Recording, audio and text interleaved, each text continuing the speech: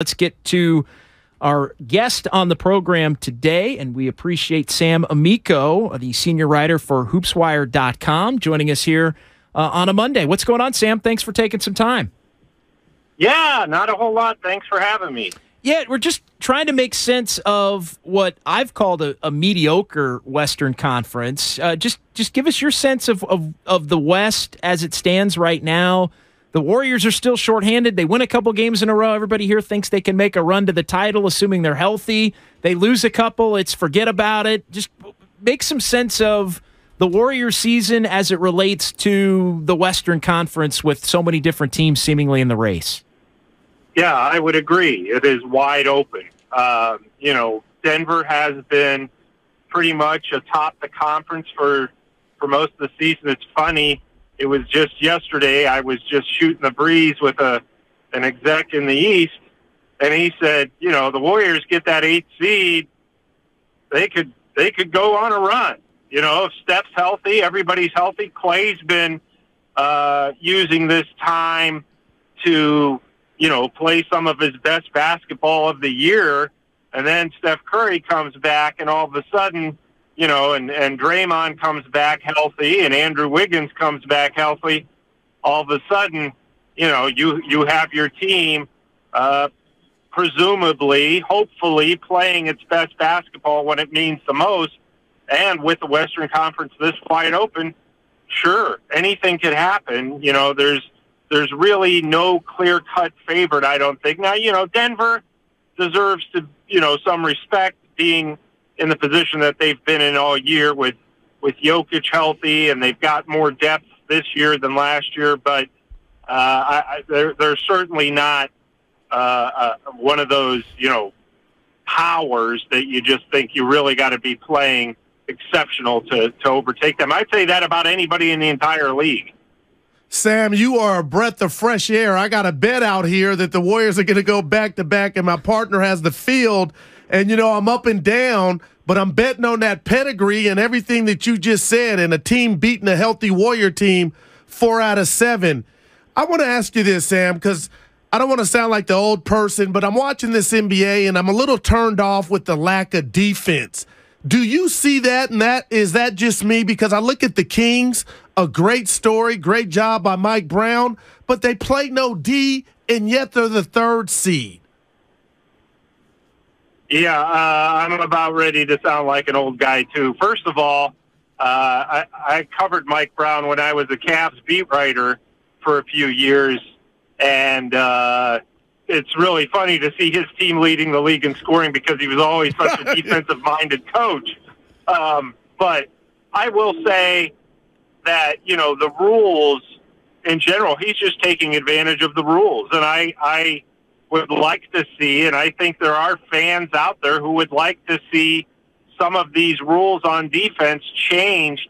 Nobody wants to go back to the 80-72 final scores, but I think you have to be allowed to be able to defend on the perimeter a little bit more than they're allowing teams and players to do so now because, there's just too many rules that favor the offensive players. So, I just think that you've got to come up with something, the competition committee, to make these rules in the games a little more, just some defense.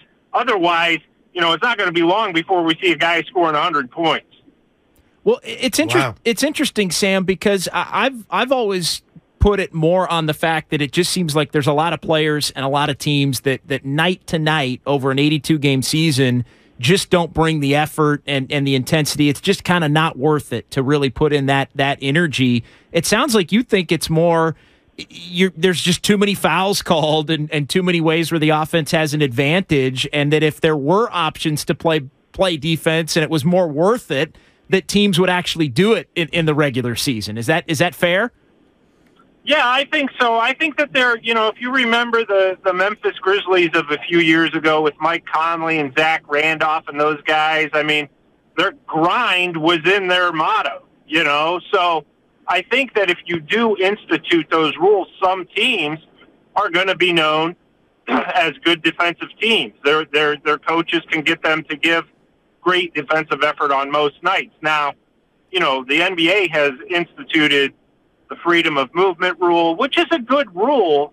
It's just, it got to the point where they kind of got carried away, and they're not allowing you to defend on the perimeter as much as they used to. I'm not saying hand checking, but there has to be a little bit more reason for defenders to go out and defend on the perimeter without being called for a foul just for defending a three-point shot. So I think that's something they're going to revisit this offseason too. How do we kind of keep things within reason, in terms of scoring and giving such huge advantage to the offensive players?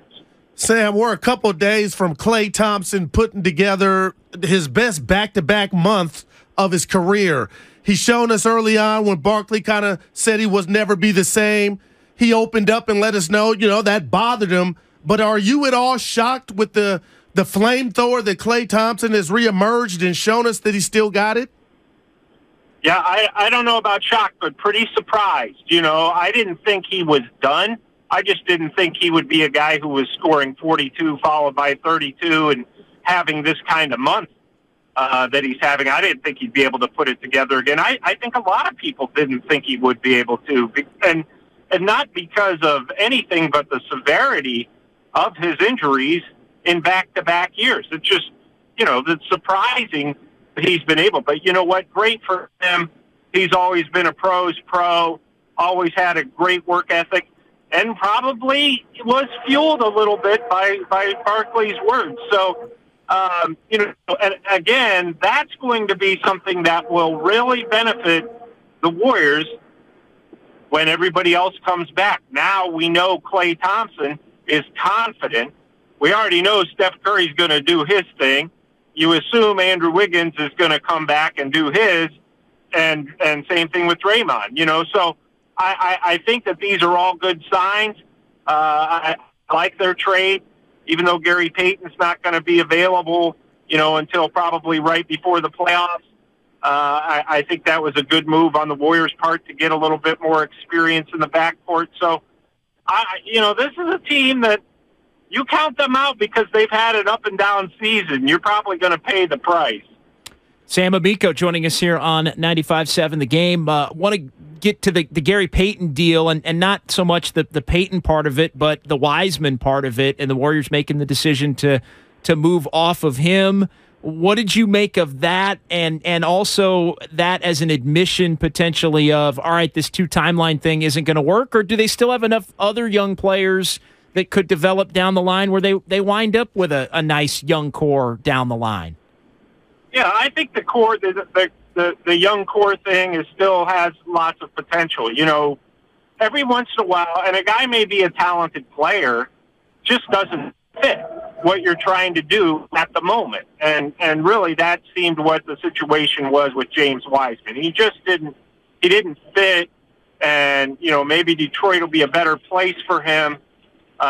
He wasn't going to be cohesive with the rest of these guys. I think the rest of their young players, though, if you factor them in, they've been looking like they think. Kuminga, Moody when he gets an opportunity, even Lamb and Jerome, those guys have potential. It's just their opportunities are going to be limited because obviously of you've got a veteran team and a team that's trying to win big now again. So I think the rest of those guys are fine, and there's plenty of promise there.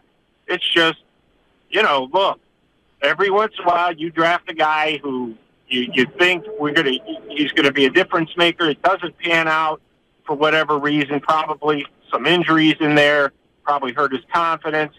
But I don't want to say no great loss as an insult to him, but what I'm saying is with the Warriors, it's not a great loss because he hadn't been contributing that much anyway. Sam, I need your help. We'll get you out of here on this one. I was having a conversation the other day about MVP, and I love Jokic. He's special. And I was just saying to my teammate, hey, nobody should get it 3 times in a row because there's so many great individual players. But that conversation stemmed around Giannis, Embiid, Jokic, but Saturday night I'm watching Tatum and how he closed out that game and Boston being the number 1 seed. I hadn't even mentioned him. Sam, if I said your thoughts on Tatum being MVP over Jokic, if it came down to that, how would you respond? I think right now I would pick Jason Tatum as the MVP. And I would certainly have Embiid in that conversation, but I think that Jokic, with Denver being the top team in the West all year, Jokic being, pretty much a walking triple-double, I just think that's those two guys, Tatum and Jokic, are the two main guys you're talking about. Then I'd go with Giannis Antetokounmpo and then probably Embiid. But right now, I mean, you look at Boston and Tatum has really been as good as Jaylen Brown has been. Tatum's been the biggest reason they've been able to. He's taken his game to another level this season. Tatum has, and with Boston playing the way that they've been playing, not to mention some off-season drama with the coaching staff and Ime Udoka. I just think that you look at the way Tatum has been. I mean, like I said, Saturday night against the Sixers was a great example. But hey, guys, I'll tell you what. You can go with probably one of 6 or 7 guys every year for MVP, and really you couldn't complain. And I think that's the case again this year. I mean, you could have given it to Steph. Maybe not this year, but last year, and so many years you could have given it to him. But it's just a matter of, well, let's just draw a name out of that because so many guys have been good, Sam, great stuff. We really appreciate you taking the time. Thanks again. We'll talk to you soon. All right, guys. Thanks a lot for having me. We'll talk to you later.